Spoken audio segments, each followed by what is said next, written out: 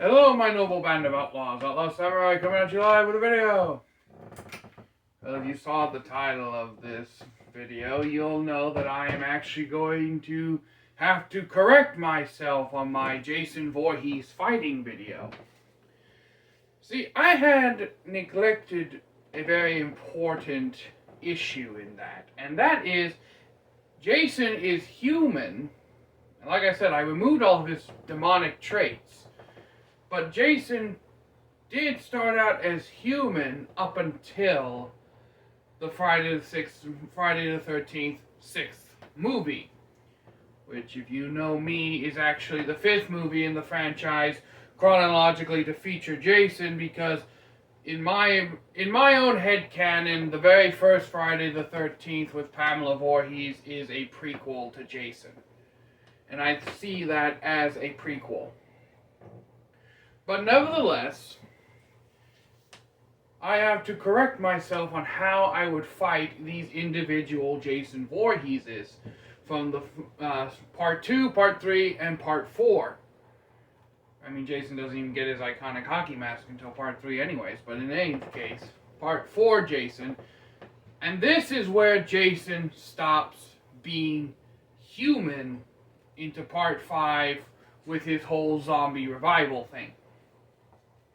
So, if you'll take a little notice to the screen to my right, yes, it's almost as if Outlaw Samurai does have the capability to edit videos. It's just that he's ungodly lazy and doesn't like to do it. But in any case, I'm going to call this one Bag Jason. Bag Jason being the first Jason we see in the franchise. And chronologically, the weakest Jason.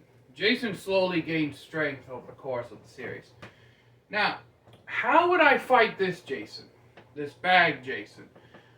Well, there's a few more contributing factors. This Jason is arguably one of the more intelligent variants.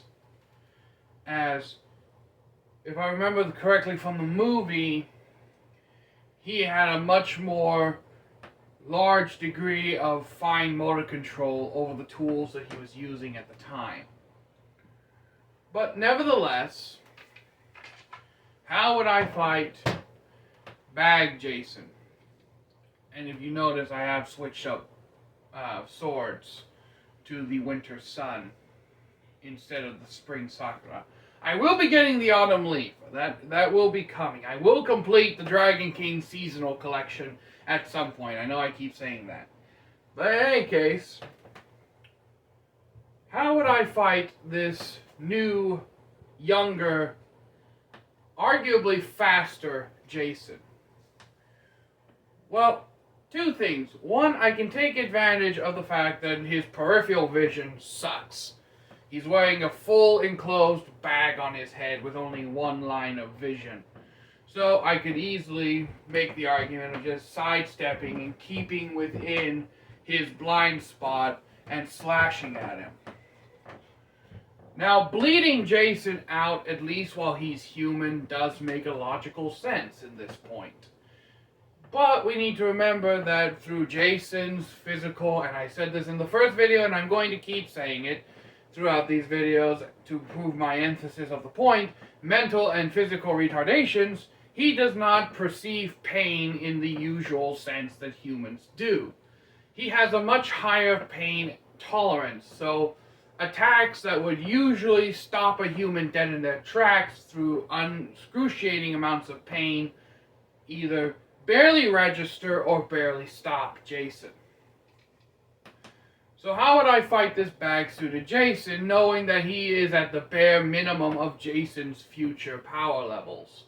And I may be doing this whole, like for each video, I'll say that version, this will probably be a very long series. Each individual Jason from each individual movie. Starting with Bag Jason. How would I fight this Jason? Simplistic enough, since he is the weakest Jason Voorhees. Not really any different than I would fight a regular human, with snap cuts and trying to aim for the ligaments and joints in the human body. So let's say I was able to get this Jason out. In the movie, they lure him back to his cabin. His mother, the main female character, dresses up as his mother to distract him, and he causes him to fall to the ground. Not really the psycho killer there, Jason. We all know you're just a fucking mama's boy with an 8-year-old's topic, with an 8-year-old's understanding of the world. But since I could not obviously pass for Pamela Voorhees, what I would do instead is, if I was in that same situation, I would actually take the risk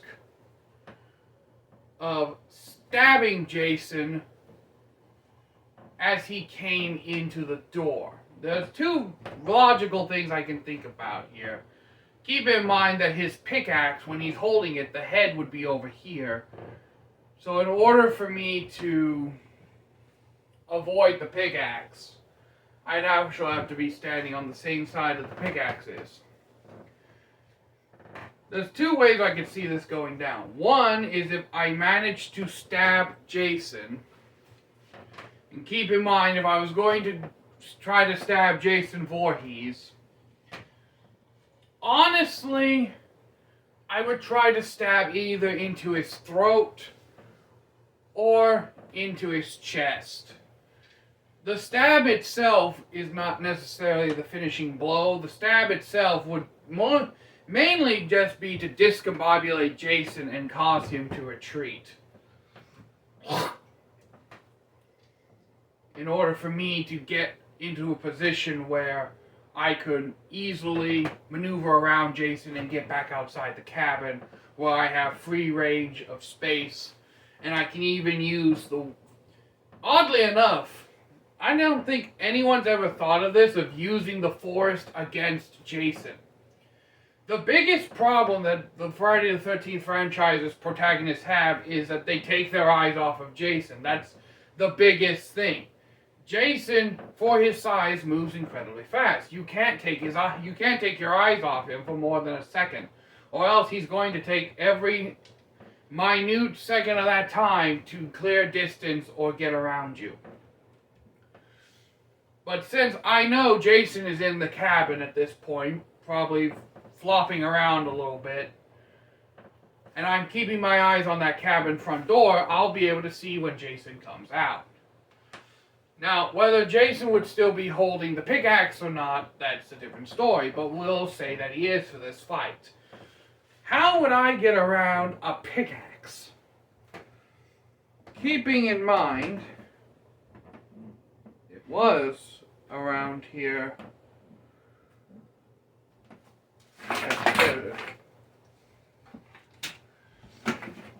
Keeping in mind that I have to face Jason with a tool of roughly yay size. Now,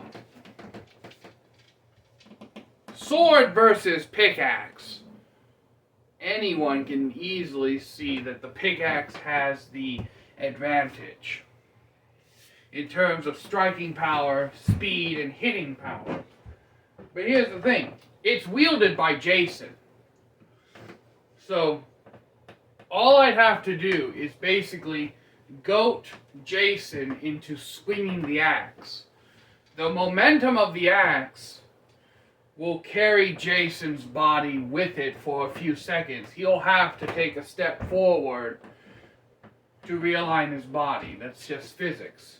In that time, I would slash at Jason. Now, how would I do this? Simple. Let's say Jason throws his body this way with the axe. That leaves his entire side torso exposed for a good solid slash. I would slash at Jason's torso and then immediately back up. I would immediately put distance between us again, keeping Jason as far away from me as possible, while still maintaining good measure. Now, you may be wondering, Outlaw, one little slash to Jason's torso is not going to stop him. Generally, you'd be correct if we were talking about his later iterations. This iteration is still very much human and still has very much human limitations, and Jason keeps those human limitations up until the fifth or sixth movie in the franchise overall. So Baghead Jason, with a huge slash across the side of his chest, immediately would lose mobility just as a normal human would. Would he necessarily feel the pain? Yes, but it would not be as great. He would naturally remove one hand from the pickaxe to check his wound. And with only one hand on the pickaxe, its ability to be swung effectively is now null and void to an extent. He can still physically swing the pickaxe at me, but now his body will be moving far more aggressively with the motion and the inertia that the axe possesses, allowing me more access to slash to target areas. Now, after the intense battle here with Bag-Headed Jason, mainly my slashes would be focused at large parts of Jason's body.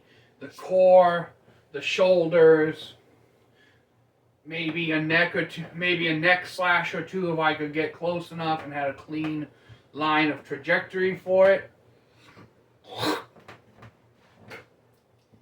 There's a bucket off camera over there in the hallway right here. But in any case, I lost my train of thought for a second. Give me a moment. Okay. So how would this play out, slashing predominantly at Jason's core? Well, the core muscles are responsible for a lot of being able to move in the human body. That's why whenever you see somebody with a slash across their abdomen, they have a hard time walking. All the muscles in the human body, from your pinky down to your pinky toe, are in actuality connected and move somewhat in unison. You move you move the muscles in your hand, which most of the muscles responsible for allowing us to move our hands are actually located in the forearm.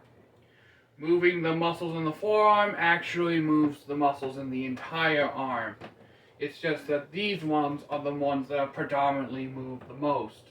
And by the time the shift in the muscle position reaches the foot, it's pretty much null and void.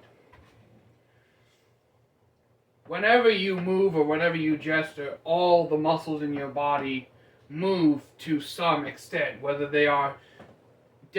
it's a minute millimeters worth of change or full closing of the fist. And this is also why slashing at Jason's core,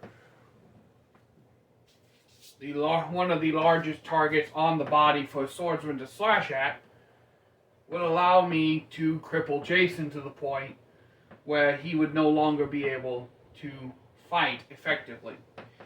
Now, once I had done significant damage to Jason to cause him to drop his pickaxe in this scene, is when I would start attacking far more aggressively. I would basically charge at Jason with everything I had. Jason would attempt to lift his arm in defense, and I would slash down. And if you know anything about swords, they're pretty much designed to be able to hack off a human limb. Even a sword as narrow as the Dragon King Winter's Son, I have a distinct feeling will still cut through a human arm. So I would literally cut off Jason's arm.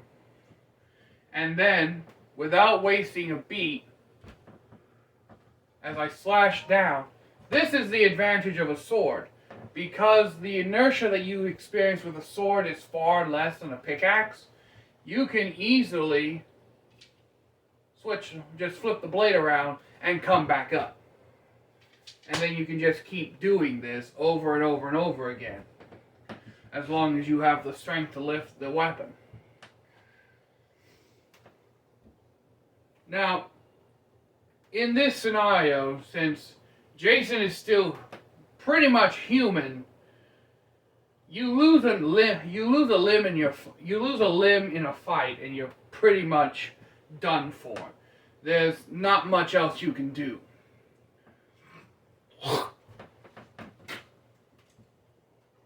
So as Jason would be nursing his arm, I would still press the advantage.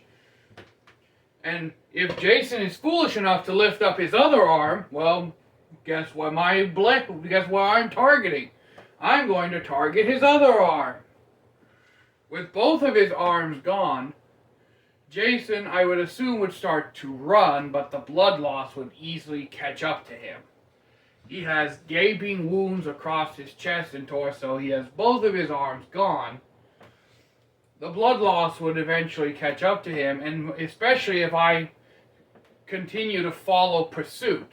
Now, you may be wondering, well, Outlaw, Jason could always lead you into a trap.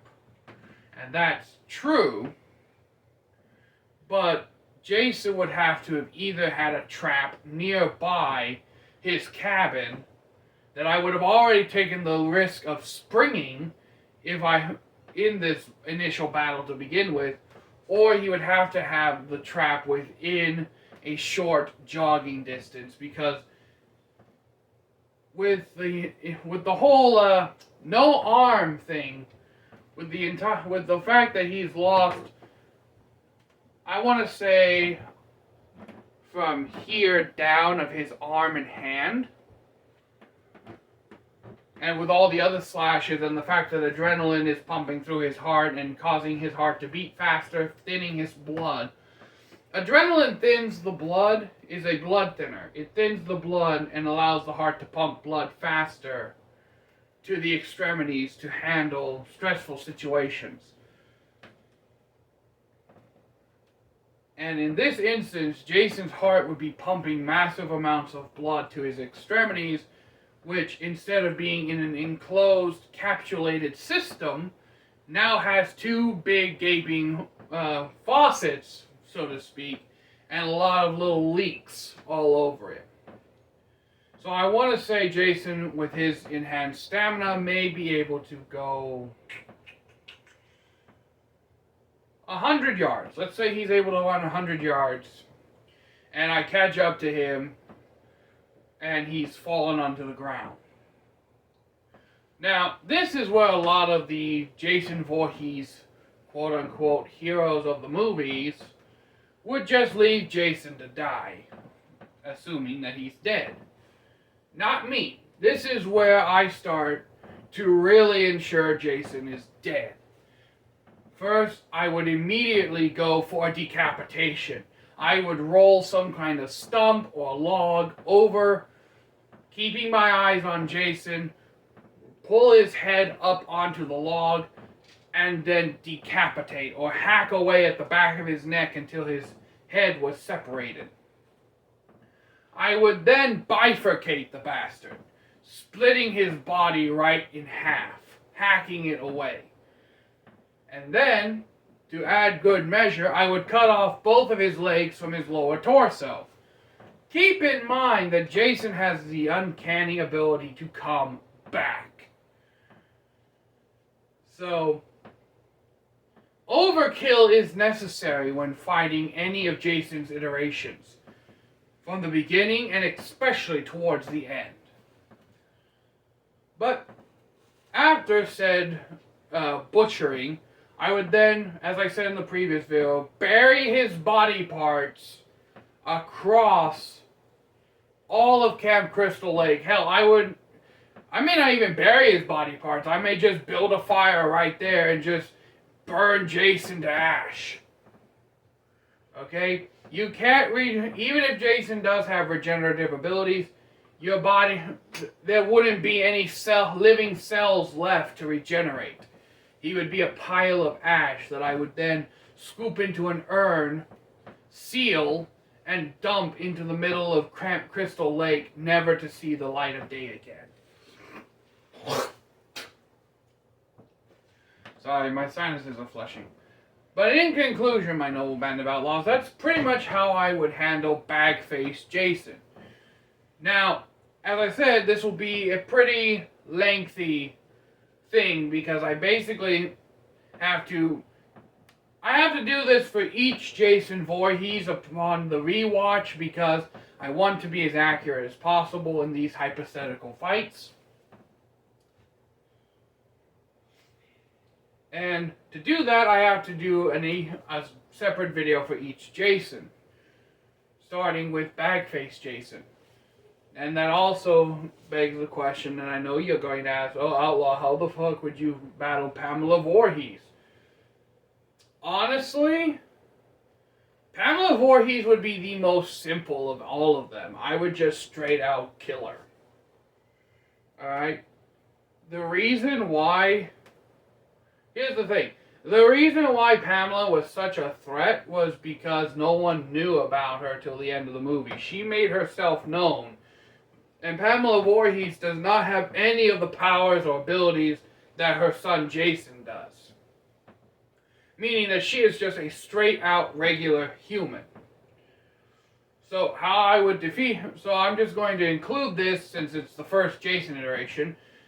How would I beat Pamela Voorhees? Simple. I'd kick the bitch to the ground and stomp her head in. And if that wasn't my first option, I would grab the machete the bitch is using and then just chop her into pieces. Basically, I would go full Jason Voorhees on Pamela Voorhees. I mean, there's not a whole lot I can say about how you can defeat Pamela Voorhees, considering that she's just a psycho bitch. Alright? She's not that strong. She's not strong. She's not fast.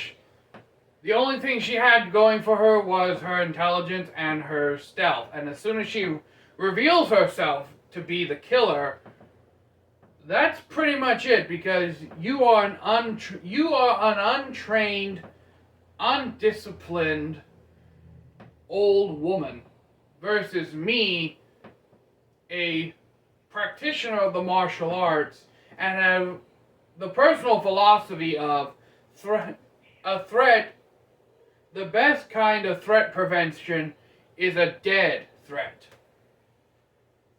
Of course, my mindset was shaped by my experience working with a soldier from the military through my years at McDonald's. So, in my mind, the best way to prevent a threat is simply to kill or destroy the threat entirely. And that is my philosophy on threats. And why I don't believe in mercy shots or warning shots or anything like that. But in any case, that's a whole philosophy for later on. A little bit of a teaser in this video, if you've made it to the end so far. Now that it's become October and the mood is right and fall and autumn is in the air, the origin of the Outlaw Samurai video that I've been saying I'm going to make is going to be made finally. So, because I can have the ambiance that I want for it. I've been putting it off until I got that fall ambiance in the air. But in any case, my noble band of outlaws, Outlaw Samurai tells all y'all be crazy rednecks, be safe and use your weapons, and look forward to the next plethora of videos on how to fight Jason. Or at least his different iterations. I'm out. Peace. Well, this is a blooper.